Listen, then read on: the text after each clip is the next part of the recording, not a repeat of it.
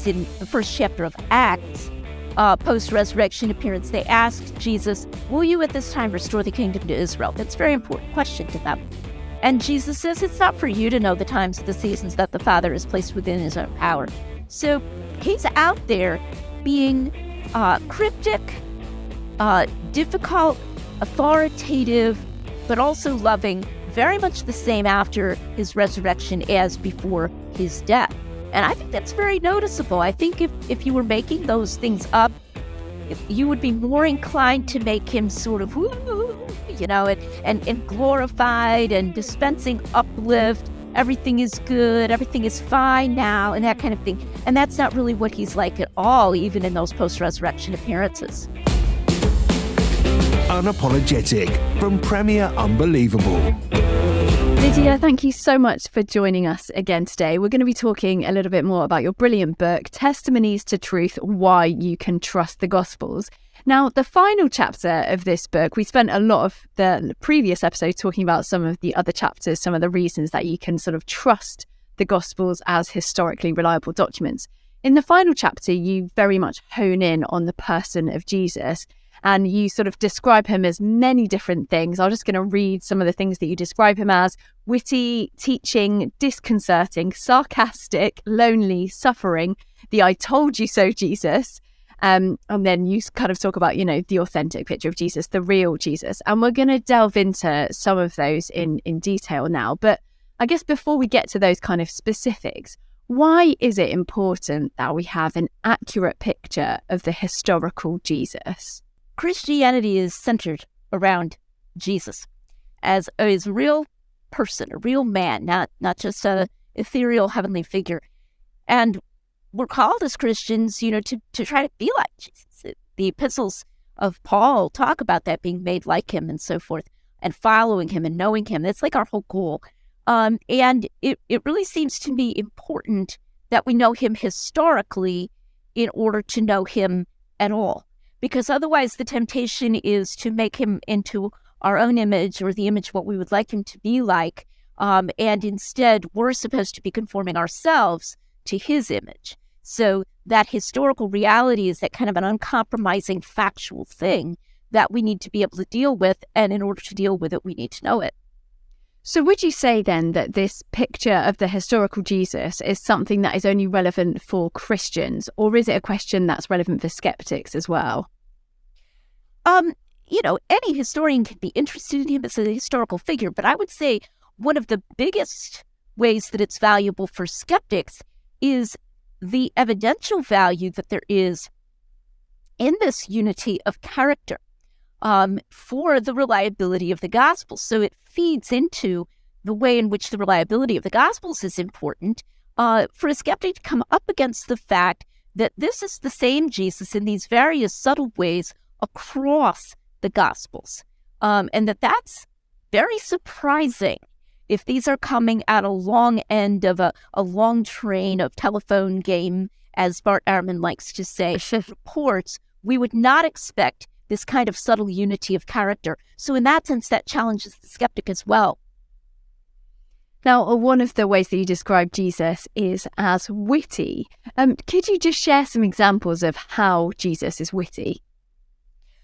One of my favorite examples here is that in 3 different places, in 3 different Gospels, he is puncturing hypocrisy and double standards in some of the religious leaders of his day, but using a kind of a play on words.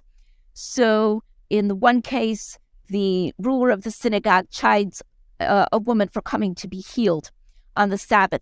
And Jesus says, you will unloose an animal to let him get water on the Sabbath, but you're condemning me for loosing this woman because she was unable to stand up. She was bent over, whom Satan has bound for 18 years. So it's that kind of loosing and loosing. Then that's in Luke. Then in John, Jesus is annoyed because he has been condemned for healing a crippled man on the Sabbath. And he says, well, you'll circumcise a boy on the 8th day if it happens to fall on the Sabbath, which, by the way, is externally confirmed. That was an actual rabbinic ruling. But I made a whole man whole. I made a man's whole body whole on the Sabbath. And then that's supposed to be a problem. So again, we got that sort of cutting off and making whole. And then thirdly, in Matthew, when he's condemning the Pharisees, he says, you tithe your mint and dill and cumin, these lightweight herbs, but you've neglected the weightier matters of truth and justice. It's the same guy. It's very clearly the same guy. But who would think of making up those very rabbinic plays on words? Instead of just copying the same story, it's 3 different stories, but they all show the same mind, the same way that mind works, and that sharpness of wit and speech that he has. So if Jesus is witty, then what does that mean for us? Because I guess for a lot of people, they would sort of see Jesus as quite boring and lots of rules, that kind of thing. It kind of totally blows all of that out of the water, doesn't it? It does, yeah, because it just begins. It's just one way of beginning to show us this very vivid person. And as C.S. Lewis once said, the first question that comes to you when you read the gospel says, who is this? Who is this person? It's a very challenging portrait to us. And I think his wit is part of that. And I guess most people would think of Jesus, at the very least, as a good teacher. And why is Jesus's teaching so significant? Well, from a historical point of view, even a skeptic, unless he's a mythicist, would probably acknowledge that Jesus existed and was a teacher. But what we see when we find his teaching style being similar in so many different ways is that we have reason to believe that we're actually in contact with people who heard him. They actually heard him teach. And so then we're actually in contact with his historical teachings, not with what somebody else, put into his mouth for some theological agenda. And what was it about his teaching style that was so unique compared to his contemporaries at the time? Well, for one thing, he never seems to directly address later controversies. His teaching is very rooted in that pre-AD 70 time and place. Even the questions that he's being asked to answer and to address, is it lawful to give tribute to Caesar, and that kind of thing. Also, he tends to always, or often at least, use an illustration. So if they're fighting, he goes and gets a child, he puts the child among them. And he says, you must receive the kingdom of heaven as a little child. You must become as a little child. Or he'll get up and wash their feet. Or he'll say, look at the fields, they're white to harvest. He's constantly teaching from the moment. He's grabbing that opportunity in whatever that immediate context is to use that to teach. And I think that's like a very, very vivid portrayal that we get of him, that we say, okay, that's the man. There's the man. This is what he was really like. And why would the way that Jesus's teaching style is portrayed in the Gospels have been so difficult for the Gospel writers to fabricate, do you think? Well, I think because it's done subtly. Jesus, he's not a caricature. He's not like some television character who's always making the same joke, or where the writers are always, making him do the same thing over and over again. It's much subtler, and that makes it hard. We find that even, if you binge watch an entire television show where the later writers, if they're not the same episode writers, they could actually have watched the earlier episodes if they wanted to. And yet sometimes they'll just go in a completely different direction. It's hard to get those subtleties of character the same, even if you're motivated to. And yet here we have these different authors telling different stories and pointing, as in the case of that loosing and loosing, heavy and light, and so forth, that I mentioned a moment ago, pointing in these subtle ways to the same person. I think that's very difficult to do. I think it would be hard even if they did sit down and collude on it, but even harder because I think it's obvious that they did nothing of the sort.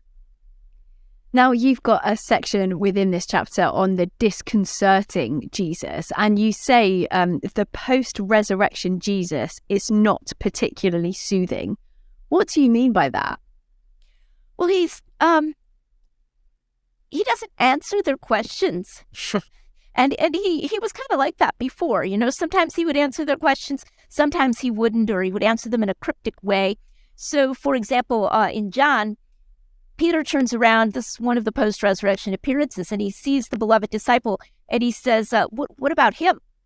And Jesus says, basically, what about him? It's none of your business. You follow me. And he doesn't answer what's going to happen to that person because he's just predicted Peter's death, but he's not going to tell him about the other disciple. Or now this is in the first chapter of Acts, post-resurrection appearance, they ask Jesus, will you at this time restore the kingdom to Israel? That's a very important question to them. And Jesus says, it's not for you to know the times of the seasons that the Father has placed within his own power. So he's out there being cryptic, difficult, authoritative, but also loving, very much the same after his resurrection as before his death. And I think that's very noticeable. I think if you were making those things up, you would be more inclined to make him sort of, and glorified and dispensing uplift. Everything is good. Everything is fine now, and that kind of thing. And that's not really what he's like at all, even in those post-resurrection appearances. Well, we'll talk a little bit more about, the kind of, the idea that Jesus is not always the way we would perhaps want him to be portrayed. But we've talked about Jesus being witty, but one of the other words that you mentioned when you're talking about Jesus is sarcastic. Would you give some examples of where Jesus is sarcastic in the Gospels? Right. It's a surprising trait. But when they're going to stone him one time, when the people are going to stone him because he's offended them by claiming equality with God, he says, I've done many good works among you. For which of these good works are you stoning me? Man, he just hits them, and it's very facetious, Or another example is when the rulers come and say, you better get out of here, or Herod is going to kill you. And he says, I must journey on today and tomorrow, because it cannot be that a prophet would perish outside of Jerusalem. When you really hear that, it's got that sarcastic sort of almost bitter ring to it. Well, I'm a prophet. Don't worry, Herod's not going to kill me before I get to Jerusalem, because prophets got to die in Jerusalem. It's really sharp. And there are a number of these like this. Another thing that C.S. Lewis says is that if he is who he is saying he is, we're not called upon to judge him. We're not called upon to say, Jesus, that wasn't a very nice thing to say, in other words.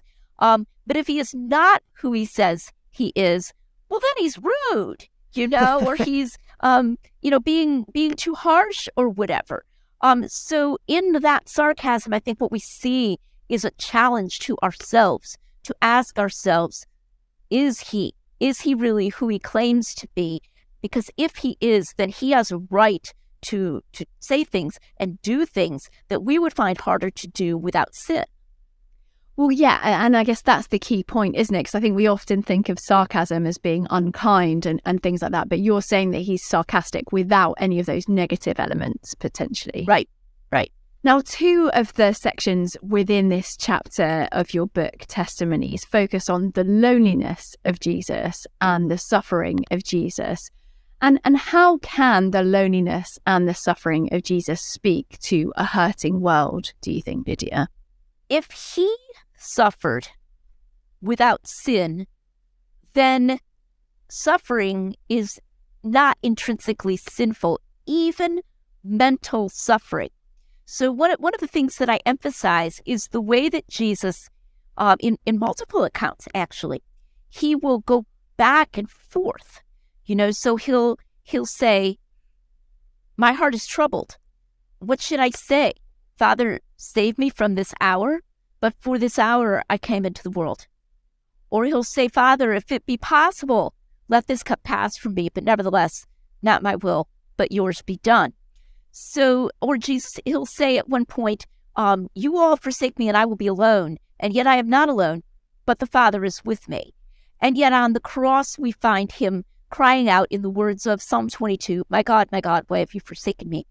And so I think sometimes we are inclined to think that alteration of the mind, when we're in pain or we're worried about something or we're afraid, between confidence, okay, God has a plan, and fear. How can I do this? How can I bear this? And that's sinful. But that isn't necessarily intrinsically sinful. Jesus himself suffered that kind of mental alternation between confidence and pain, confidence and fear, confidence and feeling abandoned. And so therefore, we can just give that over to God as something that is okay for us to suffer, and that he has suffered before us. He has been there already. And I guess a huge element of Jesus' suffering and his loneliness and crying out on the cross, and, you know, the picture that we have painted for us in Gethsemane, speaks really powerfully of the humanity of Jesus, and therefore him understanding what we're going through. But how do we hold both the humanity of Jesus with the divinity of Jesus that the gospel writers also sort of quite clearly describe? It's a difficult theological concept. I mean, it definitely is. Nobody, I think, should ever claim to have, sort of plumbed the depths, right, of the incarnation, both man and God. But it's very striking how the Gospels don't seem to struggle with it. They just tell us what happened. And that can be, I think, a sort of a hint to us as well, that we can just say, well, somehow, this works together. He is God. We see that in his assumption of authority, his assumption of the authority to criticize, to be strong, to be challenging. And then we see his humanity in his vulnerability. He takes things personally. He'll say, will you also go away? I mean, it's very poignant. Will you also go away when some of his disciples have stopped following him because he's offended them with his teaching? So in a sense, it's just this fact that's out there. He's God and he's man. He knows everything. He could read their thoughts. And yet at the same time, he prays to God the Father that this cup may be taken from him. And so that balance that the Gospels have can tell us that, okay, these things can be held together. They're in tension, but they're in balance at the same time. And our first responsibility is to the facts that we have reported to us. I think you've got a great quote in your book kind of about this. I'll just read it if that's okay. You say that we are not forced to choose between a Jesus who's confident that the Father is with him and therefore that he's never alone, and a Jesus who feels abandoned on the cross. It's all the same Jesus. And I suppose even if we don't know how we hold those in tension, it's one of those kind of tricky questions that we do hold it in tension, even if we perhaps don't know how we're doing it. Right. One thing that philosophers realize, or some philosophers, is that the phrase "how can" is not necessarily an argument against something. So, to just say, how can mind and matter interact? That's not even an argument. It's not even an argument. You need to go further than that to say that there's actually some problem here. So to say, how can Jesus be both God and man? It's like, I'm maybe never going to completely understand that because I have a finite mind, but that doesn't mean it's actually a contradiction.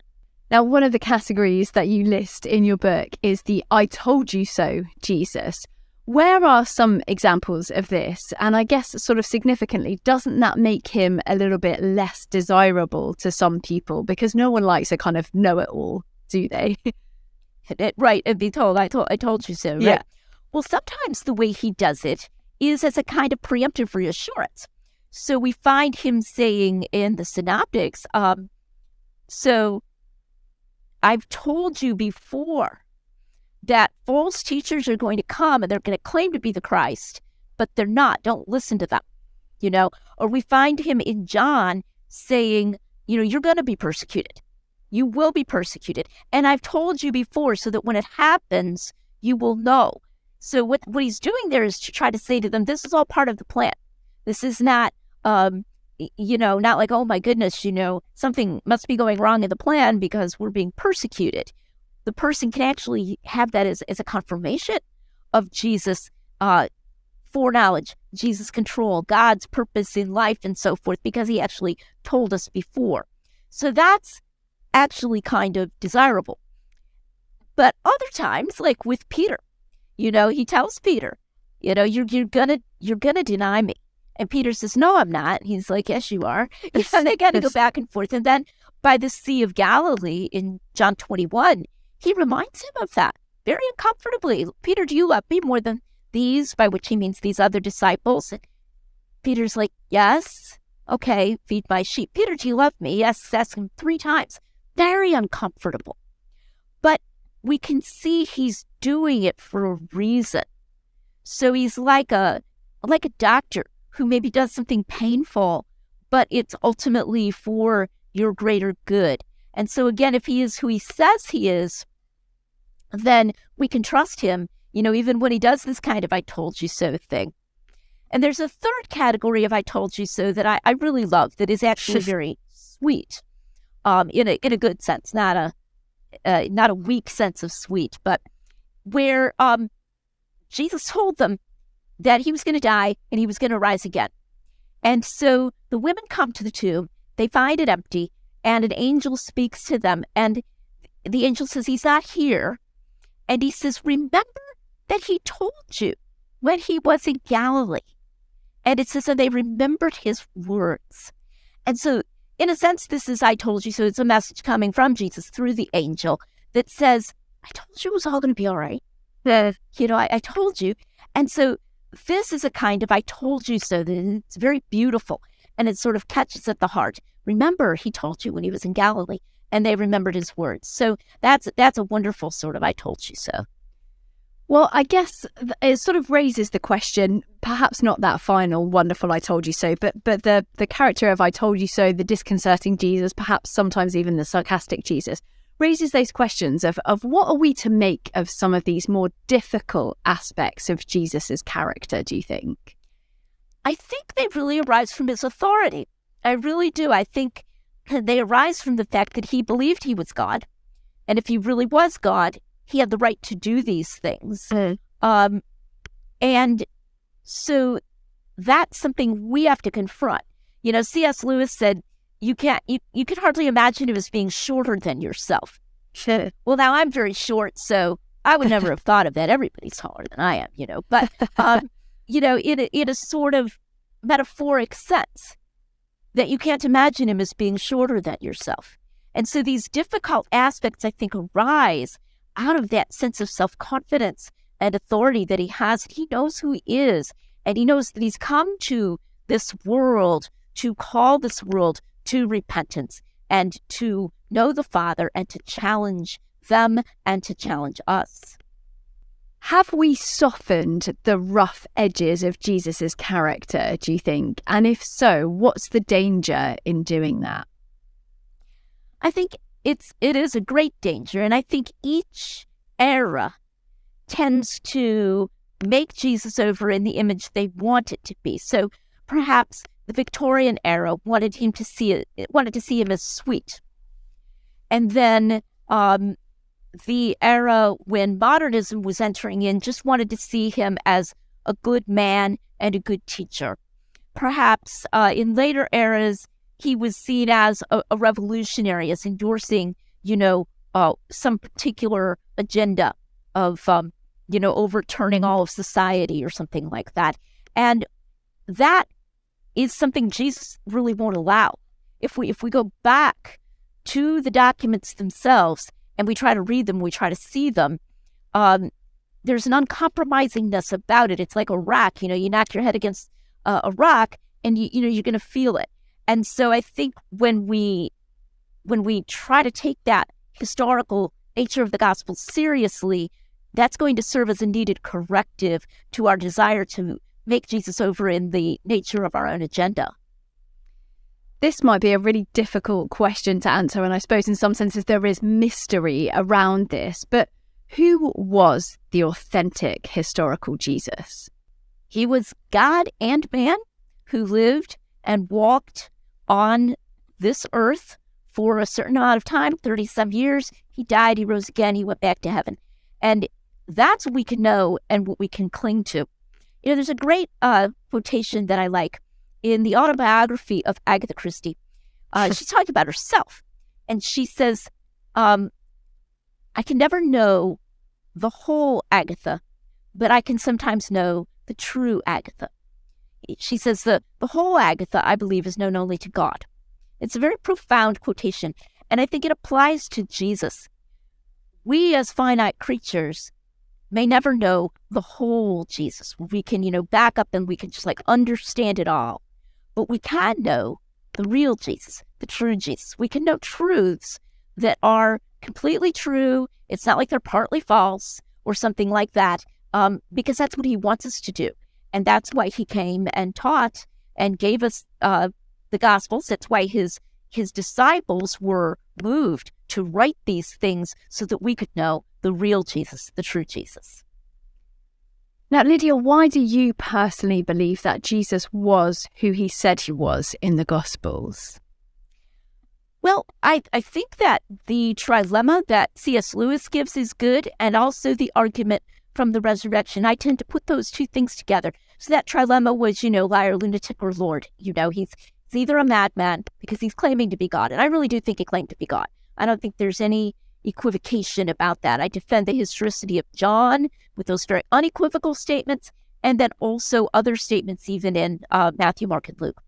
So either he's crazy, that thinks he's God and he's not God, or he's a liar, like a really bad guy trying to claim he's God to gain worship, or he's who he said he was. And I think that actually has power as an argument, but then also because of the strong evidence we have from his disciples' testimony that he rose from the dead, thus confirming it. So, it's like a tough shot, in some sport where you say, I'm gonna throw this basketball from way across the court. I'm gonna get it in. And it's what Jesus said, I'm gonna die, and after 3 days I'm gonna rise again. Watch, right? Or like in baseball, we have a story of Babe Ruth saying, I'm gonna hit a home run, I'm gonna put it right over there. So he's going out there, he's risking it, and then all the more powerfully then, it looks like he actually did it. He actually did rise from the dead and confirm his own predictions. That's a very powerful argument that he was who he said he was. And Lydia, as we close this final episode, what relevance does the real historical Jesus have for skeptics today? Because this isn't just a question for Christians, is it? It's definitely relevant to skeptics because it's got such a high stake. I go with a kind of a modified version of what's known as Pascal's wager. I don't use Pascal's wager in its sort of classic form, like, crudely people will express it as, well, you've got everything to gain and nothing to lose, you might as well be a Christian. I wouldn't go with it that way, but a modified version that says the stakes are so high here, and there is some prima facie historical evidence about this, that it is worth your time to investigate it thoroughly. And so that's the challenge I would put out there to the skeptic. The stakes are very high. If this man was who he said he was, then he calls upon you to worship him. And he says he's the way to God, and that knowing him is the difference between ultimate bliss and ultimate horror. Okay. And so it's worth your time. It's worth your while to give this a fair shot, to look into it, to investigate it, and consider it as thoroughly as possible and as thoroughly as your life circumstances allow, because this is really important. And I think that's the challenge that Jesus utters, even in such a brief presentation as we've been able to have here, to skeptics. Lydia, thank you so much. I'm afraid that's all we've got time for today, but I will make sure that there are links with today's show so that people can get a hold of your book, Testimonies to the Truth, and the other works that you've written. But thank you so much for joining us today. Thank you for having me, Ruth. It's been a lot of fun. Unapologetic from Premier Unbelievable. For more shows, resources, and our newsletter, visit premierunbelievable.com.